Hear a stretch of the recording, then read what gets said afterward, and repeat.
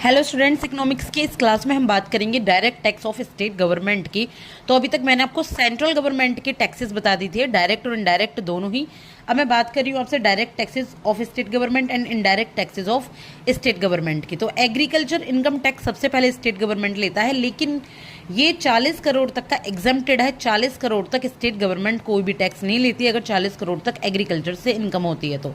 इसके बाद है प्रोफेशनल टैक्स। तो प्रोफेशनल टैक्स क्या होता है कि जो भी कोई भी प्रोफेशन में है, चाहे वो कोई भी वर्क कर रहा है किसी भी स्टेट में, तो उसकी जो सैलरी का 25% है वो गवर्नमेंट स्टेट गवर्नमेंट को पे किया जाएगा। चाहे कोई ट्रेडर है, चाहे कोई एम्प्लॉय है, चाहे वो किसी का बिजनेस है, चाहे वो कोई और वर्क कर रहा है, कोई एंटरप्रेन्योर है, तो वहाँ पे ये प्रोफेशनल टैक्स देगा। तीसरा है लैंड रिवेन्यू। तो जो लैंड रिवेन्यू होता है, अगर 50,000 से 5 लाख तक की आपने लैंड खरीदी है, आपके पास लैंड ओनरशिप आप ले रहे हो, तो 1000 रुपीज़ आपको पे करने।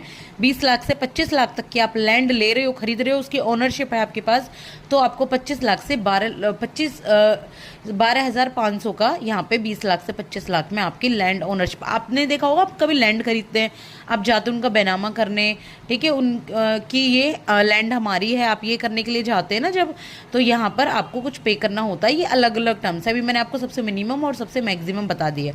स्टैंप रजिस्ट्रेशन ड्यूटी, ये भी जब आप कोई भी स्टैंप खरीदते हैं तो वहाँ पे आपको एक टैक्स पे करना होता है, इसको स्टैंप रजिस्ट्रेशन ड्यूटी कहते हैं। जो स्टैंप खरीदे जाते हैं ना, स्टैंप पेपर होते हैं, लिख के देना होता है। इसके बाद है property tax in urban areas. तो अर्बन एरियाज में जो भी हाउस टैक्स होते हैं, हाउस बने होते हैं सेक्टर्स में, तो वो अपने हाउस टैक्स को पे करते हैं, ठीक है, किसको? स्टेट गवर्नमेंट को। पंचायत भवन में पे करके आते हैं। इसके बाद है indirect tax of state government. तो देखिए, स्टेट गवर्नमेंट के जो इनडायरेक्ट टैक्सेस हैं वो है इलेक्ट्रिसिटी ड्यूटी, जो बिजली के लिए आप बिजली बिल पे करते हैं। दूसरा है एक्साइज ड्यूटी।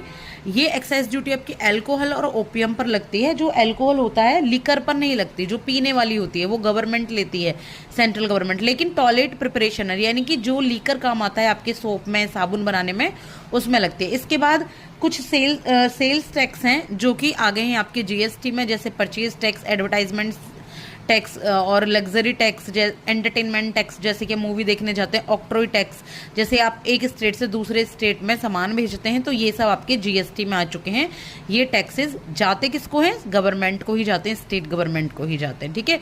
परचेज टैक्स होता है जब भी आप कोई सामान खरीदते हो उस पर आप जीएसटी देते हैं।